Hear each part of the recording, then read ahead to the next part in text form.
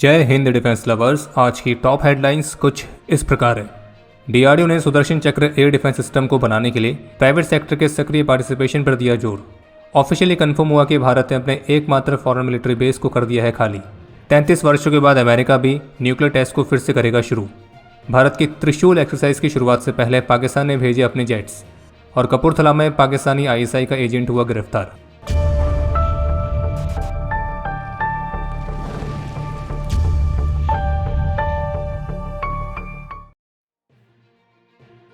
DRDO ने भारत के industry partners को टेक्नोलॉजी ट्रांसफर के लिए 12 से अधिक लाइसेंसिंग एग्रीमेंट्स हैंडओवर किए और जिसमें इंडस्ट्री पार्टनर्स को इलेक्ट्रॉनिक वॉरफेयर स्वीट से लेकर लेजर फोटो एकॉस्टिक स्पेक्ट्रोस्कोपी जैसी टेक्नोलॉजीज भी ट्रांसफर की गई हैं। और इसी इवेंट के दौरान डीआरडीओ के टॉप साइंटिस्ट ने इस बात पर भी जोर दिया है कि भारत का जो प्राइवेट सेक्टर है तो उन्हें भारत के ambitious multi layered air defence shield जिसका नाम है सुदर्शन चक्र, तो उसकी प्रोसेस को और भी फास्ट ट्रैक करने के लिए सक्रिय रूप से और भी ज़्यादा पार्टिसिपेट करने की ज़रूरत है ताकि हम इस सिस्टम को 2035 या उससे पहले तैयार कर सकें।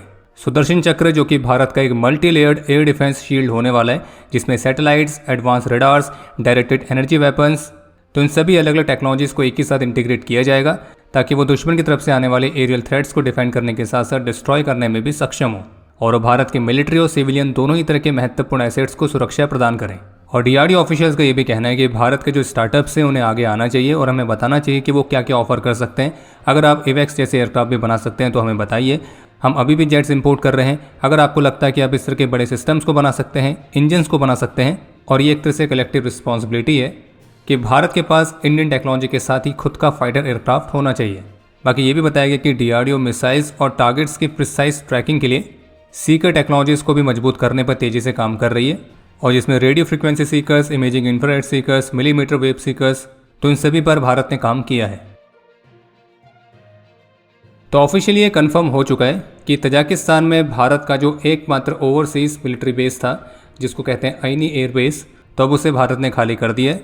और इस पर भारतीय विदेश मंत्रालय के प्रवक्ता की तरफ से स्पष्ट किया गया था कि किसी भी एयरपोर्ट के पुनर्वास और विकास के लिए तजाकिस्तान के साथ हमारा द्विपक्षीय समझौता था और ये समझौता कई वर्षों से लागू था।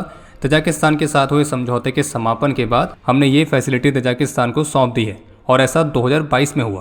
बाकी जानकारी के लिए आपको बता दें कि जब 2002 में तजाकिस्तान में इस एयरबेस पर भारत के ऑपरेशंस शुरू हुए थे तब ये रणनीतिक रूप से भारत के लिए काफ़ी महत्वपूर्ण माना जाता था क्योंकि इस बेस से भारत को सेंट्रल एशिया पर एक अच्छी पकड़ मिलती थी और जिस हिसाब से इसकी लोकेशन थी तो उससे पाकिस्तान के मामले में भी भारत को बढ़त मिलती थी।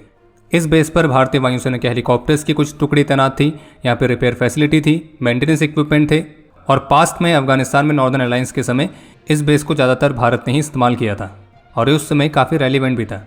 और भारत की इस एयरबेस से वापसी कथित तौर पर दोनों देशों के बीच 2022 में जो इसको लेकर बायलैटरल एग्रीमेंट था तो उसके समाप्त होने के बाद हुई है। और ये भी कहा जा रहा है कि जब से भारत के फोर्सेस यहाँ से हटी हैं तब से रशियन फोर्सेस ने इस बेस को टेक ओवर किया है। हालांकि इस रीजन पर भारत की जो प्रेजेंस है वो अभी भी लगातार बनी हुई है। और तजाकिस्तान के साथ एग्रीमेंट के तहत भारत ने इस बेस को लगभग 25 वर्षों तक ऑपरेट किया है और अर्ली 2000 में भारत की बीआरओ ने इस बेस को रीबिल्ड किया था। इस परियोजना की लगभग $70 मिलियन की लागत थी और अफगानिस्तान कॉन्फ्लिक्ट के दौरान ये जो बेस है लॉजिस्टिक्स और इंटेलिजेंस हब के तौर पर भी सर्व करता था। लेकिन 2022 में इसका जो बायलैटरल ऑपरेटिंग एग्रीमेंट था वो एक्सपायर हो गया और तजाकिस्तान के साथ इस एग्रीमेंट को रिन्यू क्यों नहीं किया गया तो उसके पीछे का कारण ये बताया जा रहा है कि संभावित रूप से रशिया और चीन का तजाकिस्तान पर प्रेशर जिसने इस रिन्यूअल को काफ़ी डिफिकल्ट बना दिया। और आपको बता दें कि अब इस बेस पर कोई भी इंडियन पर्सनल या एसेट्स नहीं है।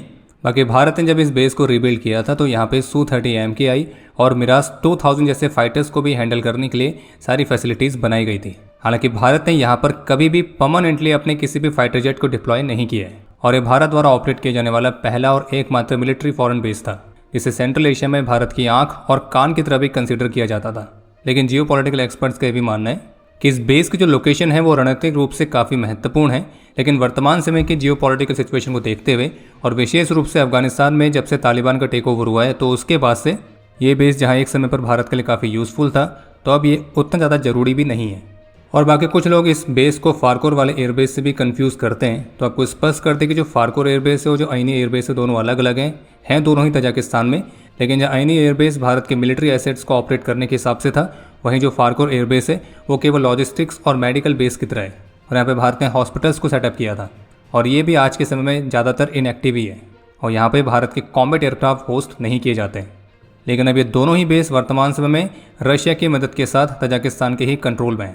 बाकी आईनी एयरबेस की लोकेशन के हिसाब से देखा जाए तो ये अभी भी भारत के लिए वैल्यूएबल साबित हो सकता है, क्योंकि अफगान बॉर्डर से केवल 20 मिनट की दूरी पर है और दिल्ली से केवल 2000 किलोमीटर पर।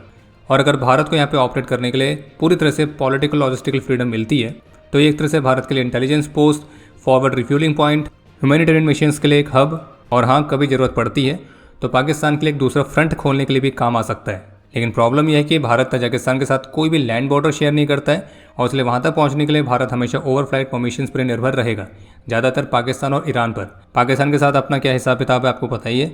रही बात ईरान की, तो भले ही वो फ्रेंडली है लेकिन वो भी पॉलिटिकली सेंसिटिव है, और जिस हिसाब की जियो पॉलिटिकल कंडीशंस हैं आज के समय की, तो तजाकिस्तान के लिए भारत के लिए स्टेबल रूट्स भी नहीं है। तो अगर आईनी से भारत को रेगुलर ऑपरेशंस करने हैं तो वो बहुत ही डिफिकल्ट होगा और काफ़ी महंगा भी साबित होगा। और जबकि उसके बजाय जो भारत है वो इंडियन ओशन रीजन पर फोकस कर रहा है, इंडो पैसिफिक रीजन में फोकस कर रहा है। लेकिन जो आईनी एयरबेस है वो अपनी लोकेशन के कारण महत्वपूर्ण साबित हो सकता है, लेकिन अगर उसको प्रैक्टिकली इस्तेमाल करने की बात आएगी तो वो काफ़ी डिफिकल्ट टास्क है आज के समय के हिसाब से।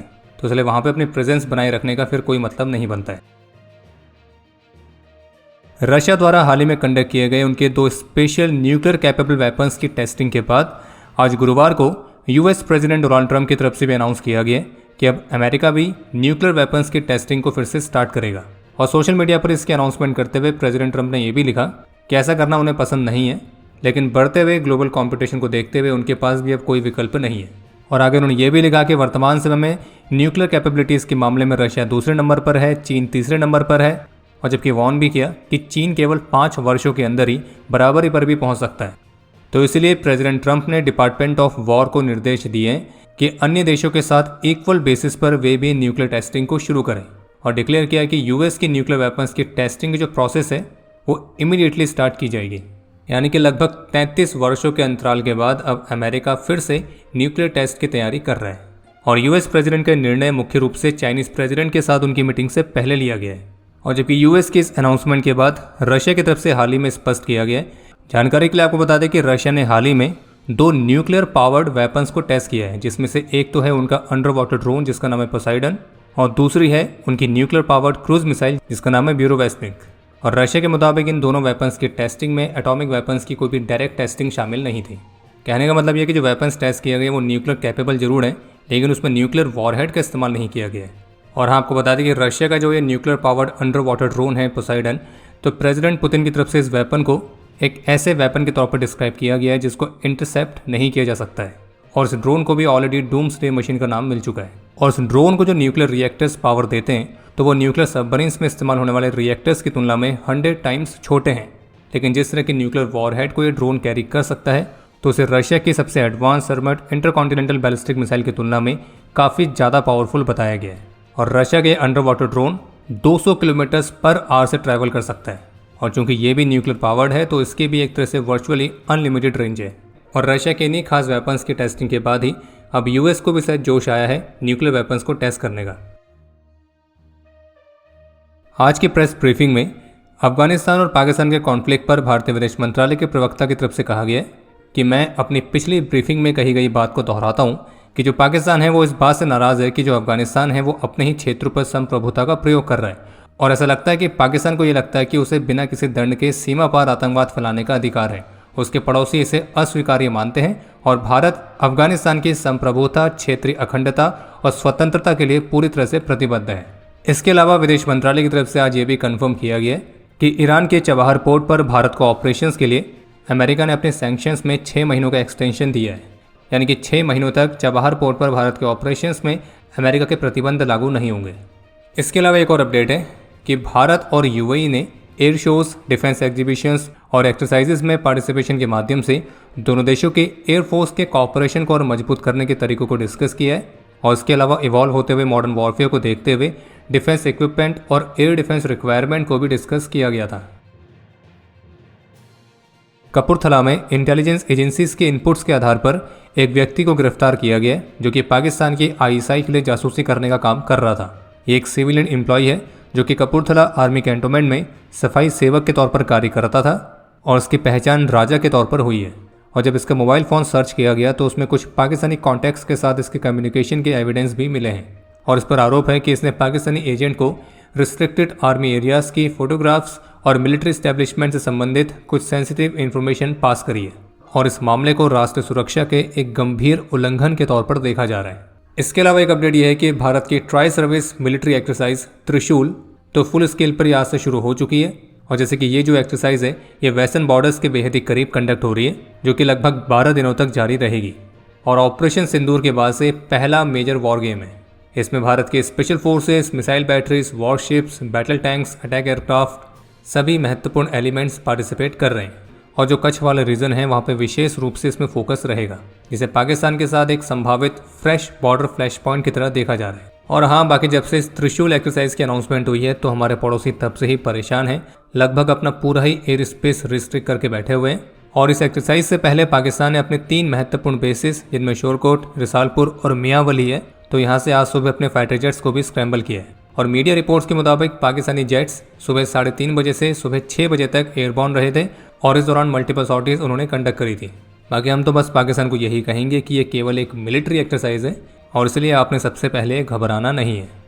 और बाकी आपको सोशल मीडिया पर पाकिस्तान द्वारा चलाए गए नई तरह के प्रोपेगेंडा के बारे में अलर्ट कर दें।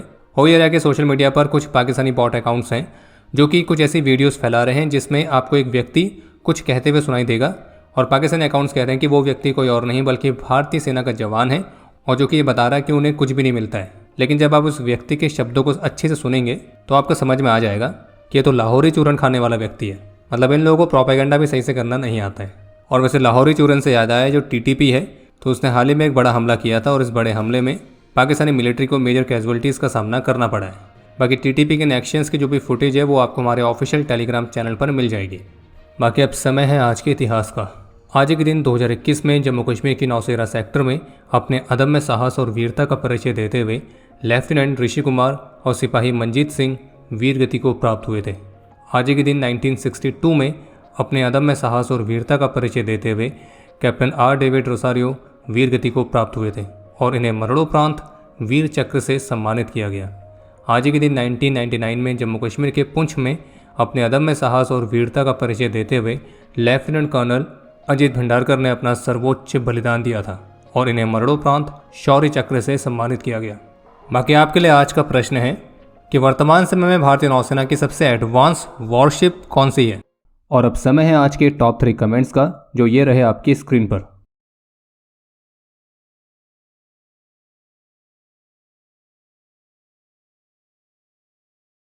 उम्मीद है आपको आज का एपिसोड पसंद आया होगा। पसंद आया तो वीडियो को लाइक करना ना भूलें।